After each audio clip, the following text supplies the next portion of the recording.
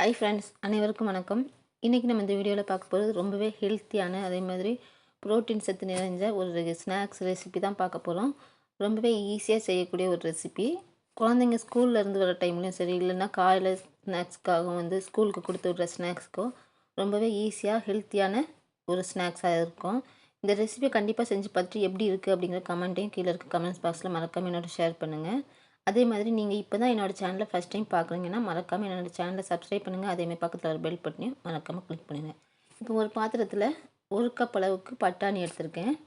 இந்த பட்டாணி 1 கப் அளவுக்கு அப்படின்னா இது கூட கடலைப்பருப்பு ஒரு 1/2 கப் அளவுக்கு. இந்த ரெண்டையுமே சேர்த்து ஒன்றா ஊற வைக்கணும். ஒரு 8 மணி நேரம் நீங்கள் ஊற வச்சுடுங்க. சப்போஸ் நீங்கள் ஈவினிங் செய்கிறீங்கன்னா அதை காலையிலேயே ரெண்டையும் ஒன்றா சேர்த்து ஊற வச்சுடுங்க. பாருங்கள், இந்த மாதிரி கடலைப்பருப்பு நீங்கள் இந்த மாதிரி நசுக்குனா நல்லா அது உடையணும், விரலால் நம்ம கட் பண்ணும்போதே. அதேமாதிரி பட்டாணியும் நல்லாவே ஊறிடுச்சு. பார்த்திங்கனாலே தெரியும், இந்த மாதிரி நம்ம அமுக்கும் போது அது உடஞ்சி வரணும். இந்த அளவுக்கு நல்லா ஊற வச்சுக்கலாம். ஊற வச்சு இதை நல்லா கொரகொரப்பாக அரைச்சி எடுத்துக்க போகிறோம். நீங்கள் ஈவினிங் செய்கிறீங்கன்னா காலையிலே ஊற போட்டுருங்க, இல்லை காலையிலனா நைட்டே நீங்கள் ஊற போட்டுடலாம். பாருங்கள், இந்த மாதிரி கொரகொரப்பாக ரெண்டையுமே சேர்த்து அரைச்சி எடுத்துக்கலாம். இப்போ இது கூட கொஞ்சமாக கட் பண்ண கொத்தமல்லி ஆட் பண்ணிக்கிறேன். அதே மாதிரி கொஞ்சம் கட் பண்ண கருவேப்பிலை, அடுத்ததாக கட் பண்ண பச்சை மிளகாய் ஆட் பண்ணிக்கலாம். உங்களுக்கு காரத்துக்கு ஏற்ற மாதிரி பச்சை மிளகாய் ஆட் பண்ணிக்கோங்க.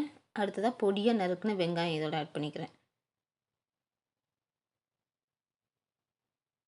இப்போ கொஞ்சம் சோம்பு, நம்ம கடலைப்பருப்பு சேர்த்துருக்கிறதுனால கொஞ்சமாக சோம்பு சேர்த்துடுங்க. அதே மாதிரி அளவுக்கு ஏற்ற மாதிரி உப்பு. நீங்கள் உப்பு ஃபஸ்ட்டு சேர்த்துட்டு நீங்கள் அதுக்கப்புறமா நீங்கள் உப்பு கரெக்டாக இருக்கான்னு செக் பண்ணி கூட நீங்கள் எக்ஸ்ட்ரா உப்பு கூட சேர்த்துக்கலாம்.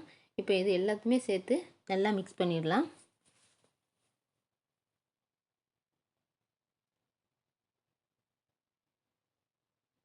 நல்லா எல்லாத்தையுமே சேர்த்து கிளறிக்கலாம். பாருங்கள், ஓரளவு நல்லா மிக்ஸ் ஆயிடுச்சு. இந்த மாதிரி எல்லாத்தையுமே சேர்த்து மிக்ஸ் பண்ணதுக்கப்புறமா இதை நம்ம சின்ன சின்ன உருண்டையாக பிடிச்சி வடை மாதிரி தட்டி எடுத்துக்கலாம். உங்களுக்கு எந்த சைஸில் வேணுமோ அந்த அளவுக்கு எடுத்து மாவு கொஞ்சம் கொஞ்சம் மாவாக எடுத்து இந்த மாதிரி வடையாக தட்டி எடுத்துக்குங்க.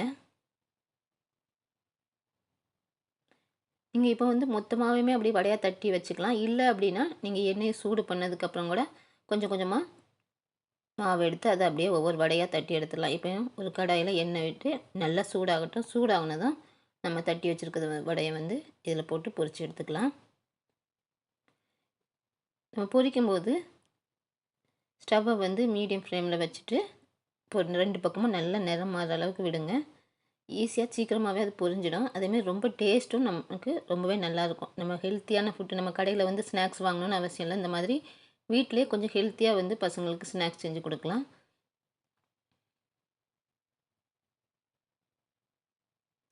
இப்போ 2 பக்கமே நல்லா நிறம் மாறினதுக்கப்புறம் நான் எடுத்துடுறேன்.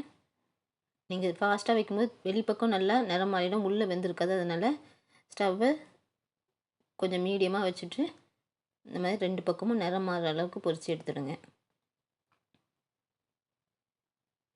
இதே மாதிரி எல்லாத்தையுமே நான் பொரித்து எடுத்துருக்கேன். இன்றைக்கி இந்த வீடியோவில் ரொம்பவே ஹெல்த்தியான ப்ரோட்டீன் நிறைந்த ஒரு ஸ்நாக்ஸ் ரெசிபி தான் பார்த்தோம். நீங்கள் கடைகளில் வாங்காமல் வீட்டிலே ரொம்பவே ஈஸியாக ஸ்நாக்ஸ் செஞ்சு கொடுக்குற மாதிரியான ஒரு ரெசிபி. கண்டிப்பாக இந்த வீடியோ உங்களுக்கு யூஸ்ஃபுல்லாக இருந்திருக்கும். யூஸ்ஃபுல்லாக இருந்தாலோ இல்லை இதே மாதிரியே இன்னும் நிறைய ரெசிபிஸ் நீங்கள் மிக்ஸ் பண்ணாமல் பார்க்கணுன்னா மறக்காமல் என்னோடய சேனலை சப்ஸ்கிரைப் பண்ணுங்கள். பக்கத்தில் ஒரு பெல் பட்டனையும் மறக்காமல் கிளிக். இதே மாதிரி இன்னொரு நல்ல ரெசிபியோட மறுபடியும் நான் உங்களை சந்திக்கிறேன். பாய்.